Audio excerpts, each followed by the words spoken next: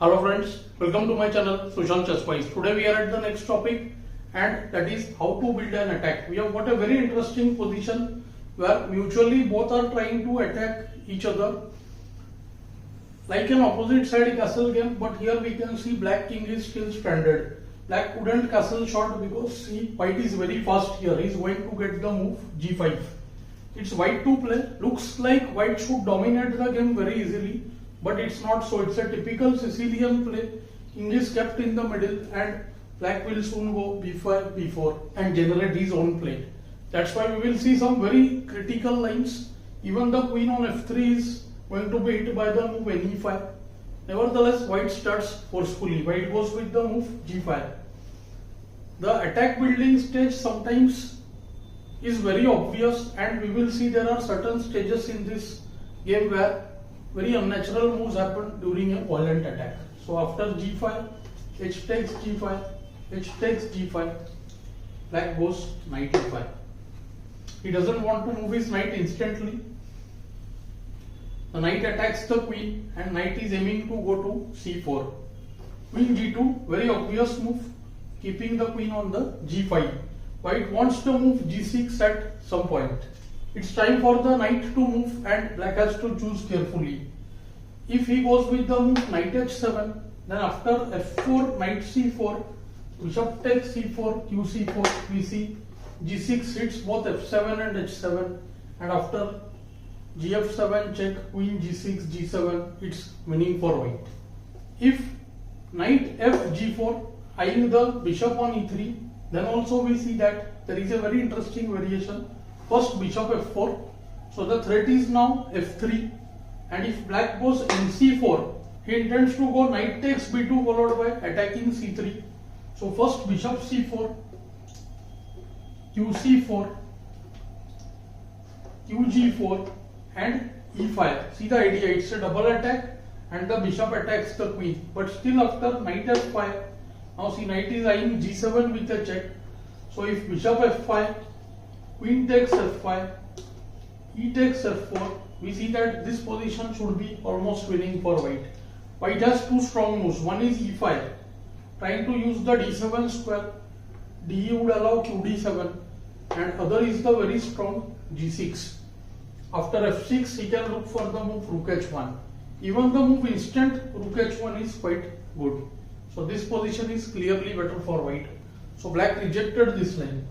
Black went ng8 in the game. White goes with f4 as per his plan.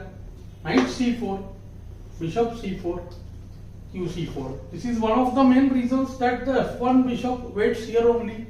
Whenever knight comes to c4, the bishop is given up for the knight. This is the most important moment of the game. White wants to get his attack going. We can see that instant g6 would allow f6. Black would keep the position closed. Black himself has b5, b4 coming up. So white first goes f5. See, he wants to break these pawns. Queen is still doing some good job guarding f7. So he first forced black to play b5, and now white plays the very unexpected but the very strong kb1. This move is like, what is white doing? Because black is going b4, often the knight is played on b1, but do note one thing. When white will go g6, gf, queen will be on g7. That time queen c2 should not be made because black is going to play e5. Even the queen guards f7 from c4. That is the main point. You will see that happening in the game soon. kb1, b4, g6, and see it's the race who is reaching the enemy king first. After bc, white will first go gf7 check, and we see that it's game over. After king f7, he can choose between qg6 and qg7, both are winning, but before that he will use the move b3 so that queen doesn't guard the f7 square. So here actually both are winning. b3, qc7, qg6 check, stopping ke8, king f8 and knight e6. We can see that it's game over. Bishop into e6 forced, and after which either qg7, ke8, fe or direct fe. But direct fe would allow the move bishop f6. So it's better to go qg7 check, king e8 and now fe. We can make out the position is totally losing. Or even the move queen h8 here directly. So which threatens rook g8 and fe both. So this position is winning for white. Seeing this, black went with the move e5.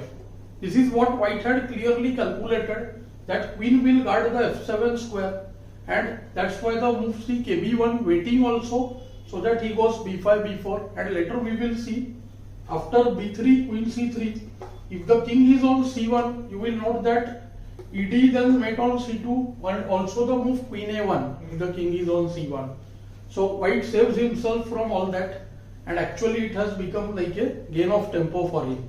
Now comes g takes f7, kd8. Well, the king tries to escape, but now qg7.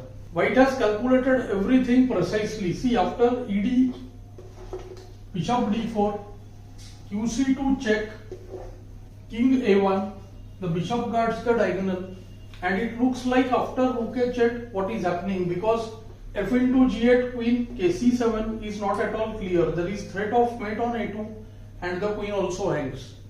But white had seen the very strong move after rook h2, the move bp6. First blocking the c7 square, and after rook c7, qg8, black resigns because there is nothing here.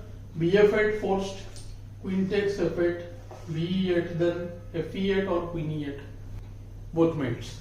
The game was hanging on a knife's edge, we can say. It could have gone anyway. But if we see white's play and try to play over this game again and again, we'll realize that white was the one with full control of the situation. Only thing was he had to see everything beforehand. I hope you are finding these lessons useful and instructive. Do let me know in the comments below. Thanks for your time.